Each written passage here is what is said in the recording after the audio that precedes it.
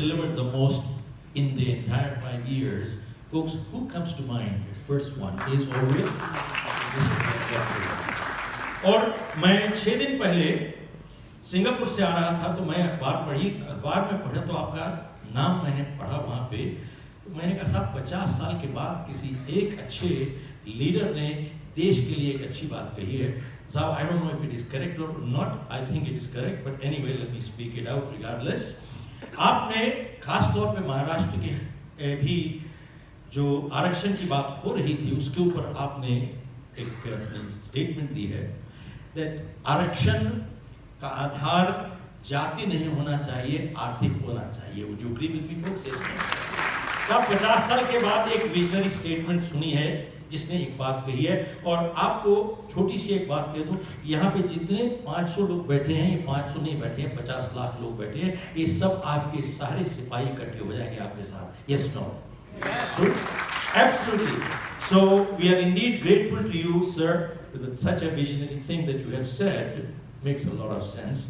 If we want to see a united India on the world map, that is important, crucial. और doctor Harshvardhan को मैं क्या कहूँ, I mean, is such a thorough gentleman. मैंने इनको जब कहा कि साहब आप आइएगा यहाँ पे, तो मेरे को कंफर्मेशन भेजी, बोले मैं आ रहा हूँ, तो मैंने कहा नहीं साहब कंफर्मेशन भेजिए क्योंकि आपका नाम लिखना है। बोले नहीं, किसी को क्या नहीं था, मैं ऑडियंस में आके बैठ जाऊँगा, मैं ऑडियंस में आके बैठ जाऊँगा। What a gentleman, what a thorough gentleman. Sir, I am honored that you are here. I feel privileged. और जब मैंने सुभाष चंद्र जी का नाम सोचा, तो मेरे पास एक आदमी सज्जन आए और बोले कि साहब ये तो आपके कंपेटिटर हैं। तो मैंने कहा भाई कंपेटिटर कैसे हो गए? बोले ये भी आप पॉजिटिव थिंकिंग का प्रोग्राम करते हैं वहां पर। तो मैंने कहा भाई ये कंपेटिटर नहीं है, ये देश सेवक हैं, पूरे देश की ओपिनियन बदलते हैं साहब, ये this is what it is. और मैंने कहा कि 1 लाख शिव खेरा और पैदा हो जाए, देश को और चाहिए, हमें कमी है आज इसमें की साहब। 1 लाख शिव खेरा नहीं काम कर सकते, ना ही 1 लाख सुभाष चंद्र जी कर सकते हैं। We need more and more and more. Is that right, sir? So I'm so grateful to you, sir, that you are here. I could not have found a better roster here and people who are at the stage. जानते हैं कभी कोई politician बैठता है तो मैं बहुत संकोच करता हूँ, आदरणीय चीफ गेस्ट, बहुत मुश्किल होता है, बहुत मुश्किल होता है, लेकिन यहाँ पे आदरणीय मंच कहने में मुझे कोई तकलीफ नहीं है। I am honoured sir indeed that you people are here. और आपको जो नंबर की आप कह रहे थे कि टीचर कहता है आपके पास 80 आए तो 85 क्यों नहीं आए, साहब आप लड़िए, सब पीछे हैं आपके, और सब नंबर आपको आना ही पड़ेगा, वरना देश, अब मैं क्या कहूँ साहब, और कुछ नहीं कहना। We need this and that is most important. खैर साहब जब ये किताब मैंने लिखी तो टाइटल इसका बनाने के लिए You Can Achieve More, it took me a lot of time to figure out how do you figure out a title. खैर anyway, the bottom line is it came to that no matter what stage we are in life, जैसा इन्होंने कहा, teacher कहता है 80 आए 85 क्यों नहीं आए, 85 आए 90 क्यों नहीं आए, 90 आए तो आगे क्यों नहीं आए, 95 क्यों आए। See, no matter what stage we are in life, have we optimized? Can we not stretch a little more? Well, we need to stretch a little more and go forward. That's one. Number 2, it says, live by design and not by default. Design का मतलब क्या है? See folks, when we live a happy, meaningful life, we're living by design. But when we live with guilt, remorse, and resentment, we are living by default. Now, ऐसे कोई इंसान नहीं है जिसकी जिंदगी में कभी न कभी गिल्ट भी आता है, रिमोर्स भी आता है, रिजेंट भी आता है. Happens because we all make mistakes in life. But if that is what life is all about, and we get to the end of our life with all these three things, resentment, guilt, and remorse, then we have lived our life by default. And the first sentence in the book says, A person with a positive attitude cannot be stopped. And a person with a negative attitude cannot be helped. And folks, एक छोटा सा सब title है उसमें, if you want to change reality, you need to change mentality.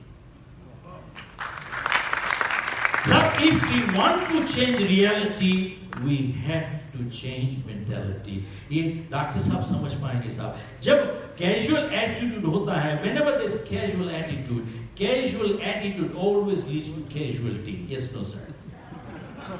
Casual attitude in life always leads to casualty. And the header at the back says, it says, if you want to stand out, you need to do something outstanding. Now, folks, many times people say, I want to live a successful life. I want to live an extraordinary life. I want to have an extraordinary income. Folks, they need to ask, are we an extraordinary person? Do we have extraordinary commitments in life? Do we have extraordinary enthusiasm in life? Do we have extraordinary excitement in life? Do we have extraordinary integrity in life? Do we have extraordinary relationships in life? Are we willing to work extraordinarily hard in life? If we are not willing to do any of these things, we can never get anything extraordinary in life. Are you with me, folks? So that means we must be something before we can ever get anything in life. We've got to be something before we get anything in life. Folks, bottom line, you hear success stories. Doctor Subhash Chandra ji की story है और लोगों की है. गडकरी जी ने कहा कि मैं फेल होता आया, आगे बढ़ गया. And same thing with Dr. Harshvardhan. Bottom line is, eventually, we all go through difficulties in life.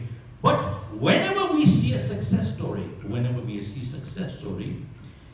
there is effort of people. There are people behind it. Yes, no? Hello? Yes, sir. Okay.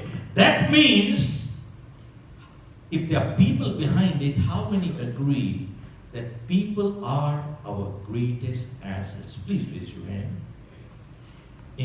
Incorrect answer. Folks, people are not assets. Only good people are assets, rest are all liabilities. Folks, I'm not playing on words. Only good people are assets, rest are all liabilities. And go check out anywhere. Goodness must be created. Goodness must be cultivated. Evil happens. That is nature. This is like a farmer. If they want to have a good garden, they have to consciously plant good seeds of good flowers and good fruits. They have to consciously plant. But weeds, you don't have to plant. They keep coming to destroy all the hard work. Folks, after the farmer has planted good seeds of good flowers and fruits, there's a whole army of insects and weeds ready to destroy. Now the farmer has a choice. Either get destroyed or fight and destroy them. Folks, this is the fight between good and evil all the time. It is there. It is there in our bodies. We have white cells, and we have red cells. Right, sir? What is the function of the white cells? Hello? They keep looking for infection and destroying the infection in our body. Because if the white cells don't fight the infection will destroy us. Are you with me? So that means there's a permanent fight in our body every minute. True, sir? So the fight must go on between good and the evil. It is said everywhere. Every morning we wake up, we go to our offices, and what do? We turn the computer on, and what is the first thing we put in? Antivirus. Some nut probably did something wrong to destroy your hard work. Yes, no. We have to do. The fight must go on. And folks, in order for the fight to go on, we must be strong. We must be strong. And folks, we need 5 kinds of strengths. Folks, number 1, we need physical strength. Folks, physical strength gives us stamina. It gives us sustenance. It gives us endurance. Physical strength gives us energy. True, sir? Doc? We need physical strength. You got everything else in the world, but physically we are not there. What do we have? Nothing. So 1, we need physical strength. 2, we need financial strength. And by financial strength, I mean money bank balance. Folks, people who say money is not important, I've written in my book, either they are stupid or they are billionaires. I mean, how can it not be important? And folks, money is not the most important thing in the world. That is true. And many times you hear people saying, money does not get happiness. Well, folks, let me ask you, does poverty get happiness? And if I have to be unhappy, I would rather be unhappy with money than without money. And besides, I've learned one thing the hard way. Money in good hands always does good. And money in evil hands always does evil. Yes, no? So I feel very strongly that it is the moral obligation of every good human being to be a millionaire, multimillionaire, and a billionaire, because money in good hands always does good. And money in evil hands will always do bad. Now tell me, do we need a PhD to understand this? Hello? Do we need an MBA to understand this? Hello? You know the sad part? After doing PhD, MBA, they still don't understand this. And now, we need financial strength. And third, we need mental strength. Folks, we all go through ups and downs in life. But unless we have the mental strength to stay and overcome obstacles, we give up. Folks, you go check out every success story in life. There is a story of great failure behind it. But they didn't give up. You heard Nitin Gadkari ji ne kya kaha hai? We failed so many times. But bottom line is, folks, who was the legend in martial art in this world? Who was the legend? Say it loudly. Bruce Lee. Folks, how many know that Bruce Lee's one leg was shorter than the other by 1 inch? Are you aware of it? No. And folks, if there is a difference of 1 mm, 2 mm, 3 mm, we get disaligned. 1 inch, 1 inch. And folks, Bruce Lee was nearsighted. His eyesight was -10. He could not see his opponent without lenses. Folks, he practiced 5,000 punches per day for a decade. And Bruce Lee said one thing. He said, I am not afraid of a person who knows 10,000 ways how to kick.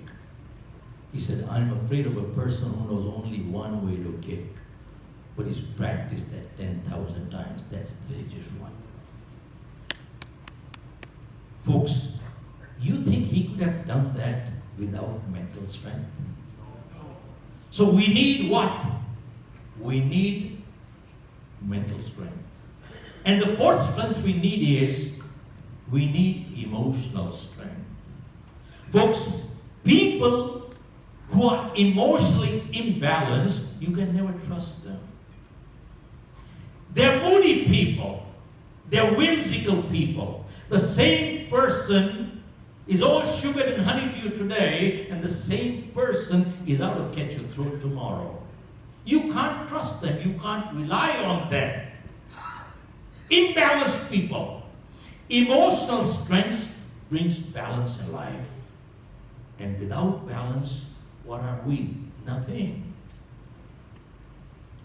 And folks, it is really the emotional strength that builds relationship with people. Emotional strength is what builds relationship. And if people who do not have good relationships, they are emotionally bankrupt. Emotionally bankrupt. Folks, what did I say? 1, we need physical strength. 2, which one? Just checking if you're listening. Financial. 3, and 4. And folks, the 5th strength we need is, we need spiritual strength. You see, spiritual strength is our moral compass. It keeps us on track. Otherwise, it is so easy to get attracted to all kinds of rubbish in life, and we go off track in life. It is our emotional strength that really keeps us on track. Folks, bottom line,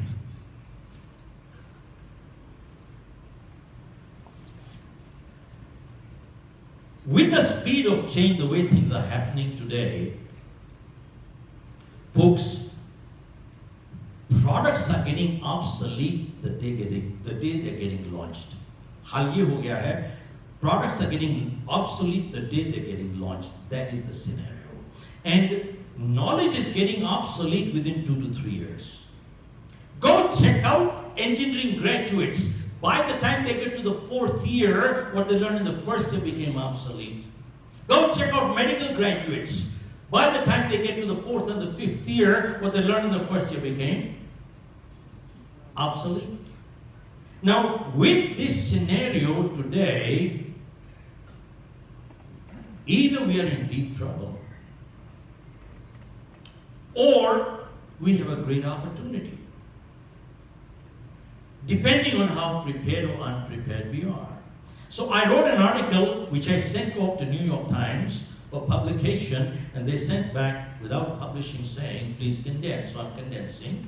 And I wrote in that going into the future, the only people who will succeed in life are those who master 3 skills. Because it has literally become a cliche, the only constant is change. And I started penning down, is there anything else in this world which is constant? And I penned it down. I said, to succeed in life, going into the future, we need to master 3 skills that are constant. They have never changed, they will never change. And what are the 3 skills? 1, people skills. 2, persuasion skills. 3, prioritizing skills. Folks, go check out through history. These 3 skills have never changed. Our parents, their parents, their parents, their parents. Why did I say people skills? Go check out all over the world. We don't have business problems. We have people problems. And when we take care of our people problems, most of our business problems are automatically resolved. And 2, go check out through history. We are hired for our skills, but we are fired for our behavior. Yes, no? We are hired for our skills, but we are fired for our behavior. And check out, folks, anywhere in the world, the lower a person is in life, 90% of the time goes in technical skills, less than 10% people skills. And higher a person goes in life, guess what happens? It just reverses. People skills. And folks, A study was done by Gallup survey which said 63% of people who go to work, they're disengaged. Means they don't do their job. An additional 24% are actively disengaged. Means they make sure that others also don't do their job. Folks, that only needs 13% of people who go to work actually do work. Only 13%. Folks, let me ask you, is this not an integrity issue? We need to redefine that wages without work amounts to stealing. Are you with me? Hello? Wages without work amounts to, and there is a big difference between making money versus earning money. Making money is criminal. Earning money is spiritual. Hello? Yeah, go ahead. Yeah, it's all right. Making money is criminal. Earning money is spiritual. We need to come back to our basics. And I share with you, 20 years ago we opened an office in Singapore. I gave a taxi driver a business card to get me to a particular address. At the last point, he circled around the building, meter read $11. I pulled out 11, he took 10. I said, Henry, your meter reads 11, how come you're taking 10? He said, sir, I'm a taxi driver. I'm supposed to be bringing you straight to your destination. Since I didn't know the last spot, I had to circle around the building. Had I brought you straight here, the meter would have read $10. Folks, hear what he said after that. He said, sir, legally I can claim 11, but ethically I'm entitled to only 10. Folks, this 8th grader, this taxi driver knew the difference between legality and many lawyers and judges need to learn from him. Are you with me? And folks, he didn't stop there. He said, sir, tourism is big in Singapore. People come into our country for 3-4 days. And if the first experience with the taxi driver is not pleasant, the balance 3 days is not very pleasant either. He said, sir, I'm not a taxi driver. I'm an ambassador of Singapore without a diplomatic passport. I am an ambassador of Singapore without a diplomatic passport. Nitin ji, मैंने उससे पूछा कि भैया, how come all you taxi drivers are so clean, good, courteous, helpful, honest? How come? And he said, you know what? He said, sir, before we get a license to operate a taxi in Singapore, we have to go through, it is mandatory, we have to go through a 2-month customer service training program. 2 months. And it doesn't stop here. After that, every year, we have to go through a 1-week refreshers program. No wonder that country is moving where it is moving. No wonder. Folks, it is our people skills. Now come back here. In Bombay, we were doing a leadership program in the Lalit Hotel. I reproduced that in my book, You Can Win. You Can Achieve More. At the Lalit Hotel, next to my bed, there was a table. On the side table, there was a digital clock. And on the next to the digital clock, there was a big sign hanging. This clock is hotel property. Okay, it said, this clock is, this clock is hotel property. Now, digital clock in even 5-star hotels, how expensive could that be? Maybe 100 rupees, $2, $3. But you see, the big sign said, this clock is hotel property. Folks, let me ask you, why do you think they put such signs there? Hello?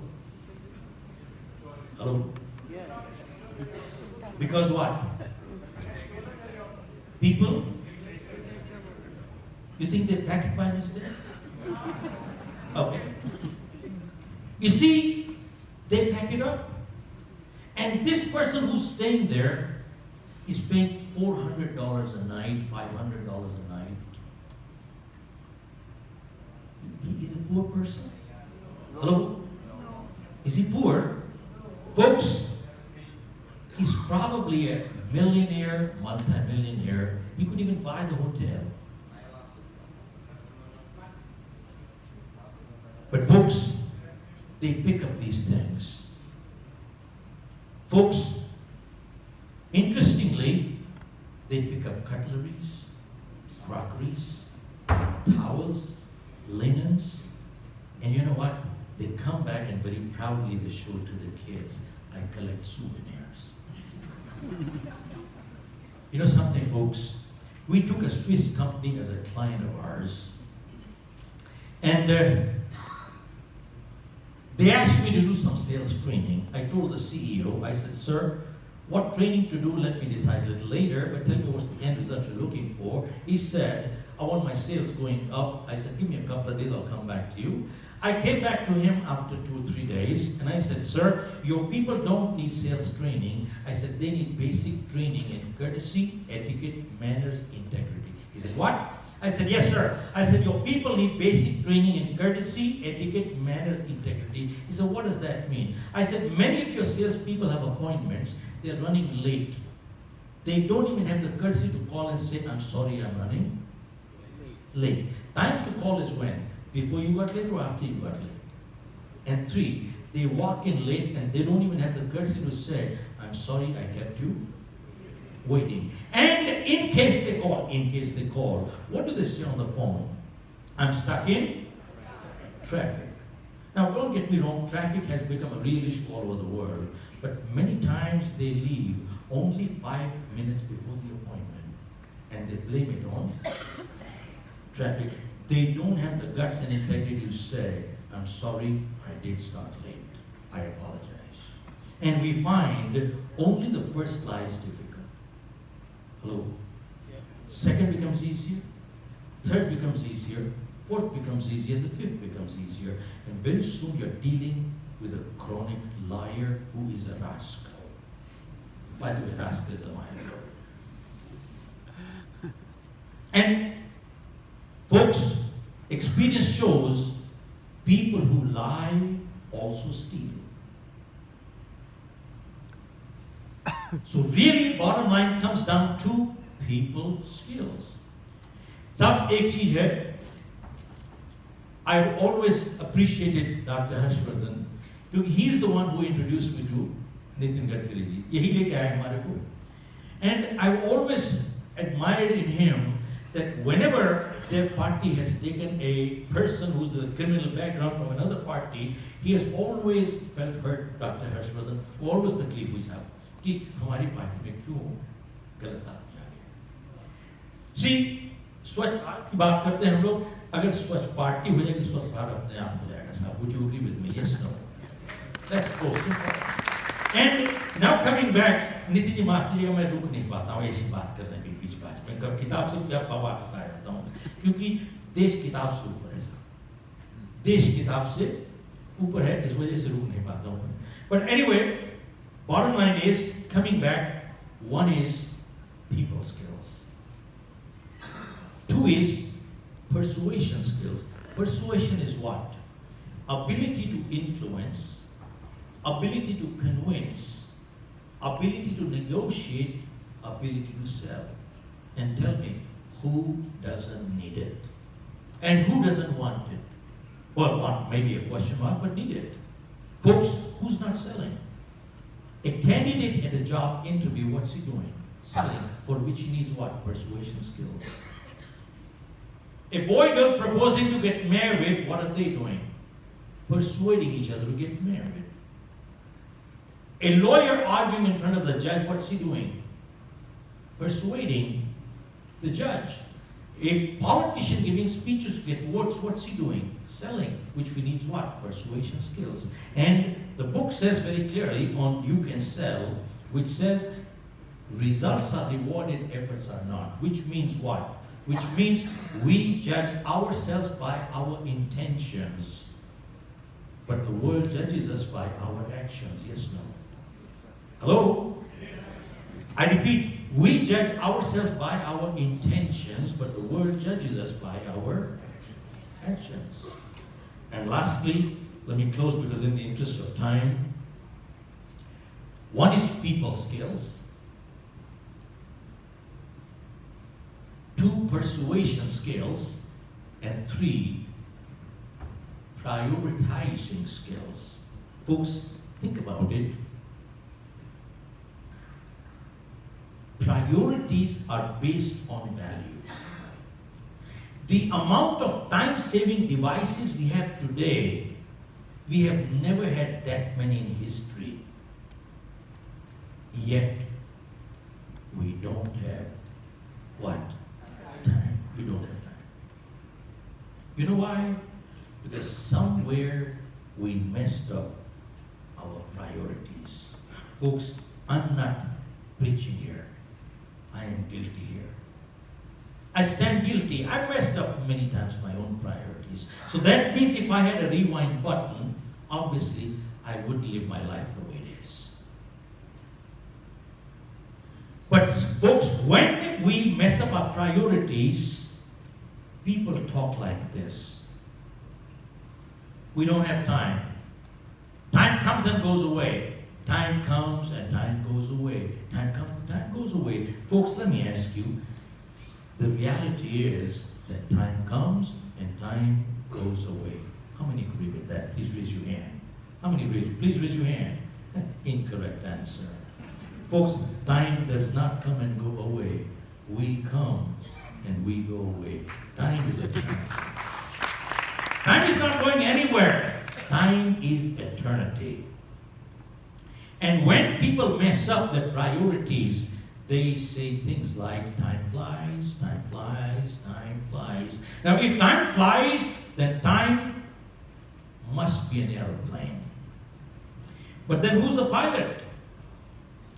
If we don't have our priorities right, we become passengers. Somebody else is the pilot. And supposing we are the passengers, and the pilot from the public address system announces, I have good news and I have bad news. And the good news is that the tailwinds are favoring us. We shall reach our destination 1 hour in advance. That's the good news. But the bad news is that the navigation system just broke. We don't know where we're going. But then he says, don't worry. He comes out of the cockpit and hands you a parachute. And he says, sir, take this parachute and jump. And you take the parachute and you do jump. And guess where you land? You land up in the middle of a jungle. And folks, it is 9 o'clock at night. Pitch dark. Now, jungle has some rules. 10 o'clock, all the animals will come out and eat you up. And the only way to get out of this jungle is to run south. Now, in this pitch dark, how do you know which is south? But at this point, miraculously, a salesman appears from nowhere and says to you, sir, I can sell you a watch. It'll tell you how much time you have left before you get eaten up. So you look at the watch and say, what good is the watch? But then he says, in my other pocket, I also have a compass. Now folks, it's a no-brainer. You will buy the compass and not the watch. Folks, why would you buy the compass and not the watch? What is the moral of the story? The moral is very clear in life. Remember, direction is much more important than speed. Folks, in life, direction is much, much more important than speed. In life, whenever we have to make decisions, let the compass be the guide, not the watch. With those words, folks, I would like to thank Mr. Gadkari, Mr. Harshvardhan, and of course, Dr. Subhash Chandra. I'd like to thank Mr. Rajiv Berry and the entire Bloomsbury team. I'd like to thank all my qualified team for my office, and especially my wife, who's been doing editing like crazy, for which he did not get any monetary awards. Rajiv, that's for your benefit. You need to pay some editorial charges.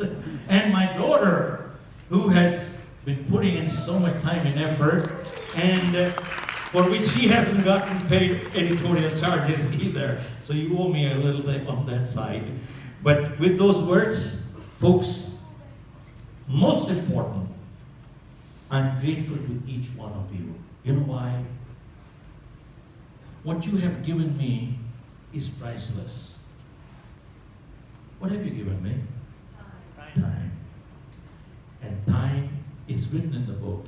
Time is more precious than money.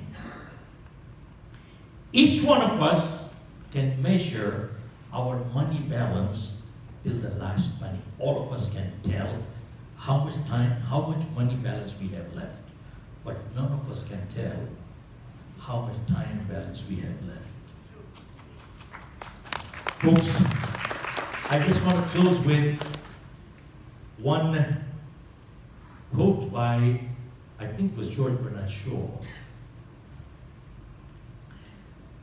Well, this quote, I'll share the quote a little later, but in this book I have mentioned in the last chapter on legacy, it says, if you want to leave a legacy in life, either do something worth writing or write something worth doing. I repeat, either do something worth writing or write something worth doing. And because winners live every day as if it was the last day, because one of these days it will be, and we don't know which one will it be. But when we leave as winners. And I think it was George Bernard Shaw said, I have never murdered anyone, I have never killed anyone, but I have really enjoyed some funerals in my life when I went there, and they were not honest people. I enjoyed those funerals. Thank you very much. Goodbye.